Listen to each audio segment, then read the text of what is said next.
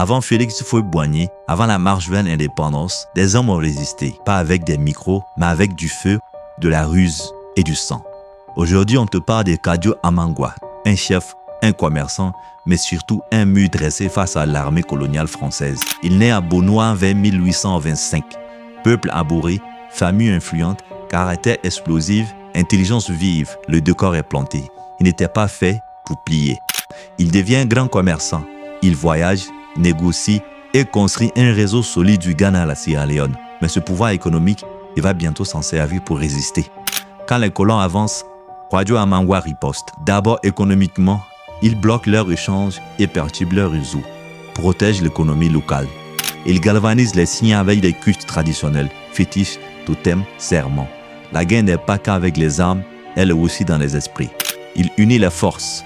Agné, Nzima, Sanwi. En 1894, la guerre éclate. Beaunois résiste et même les soldats français plient face à sa stratégie. Les combats durent des jours. Beaunois brûle mais ne se rend pas. Les survivants se replient en forêt. La guérilla commence. Il ne l'attrape pas au combat, mais par la trahison. Un proche la patte, les Français l'arrêtent. Exil, prison et silence. Kadiou Amangwa meurt à Ndiolé, au Gabon, en 1909. Certains disent empoisonné. La colonisation craignait même son nom.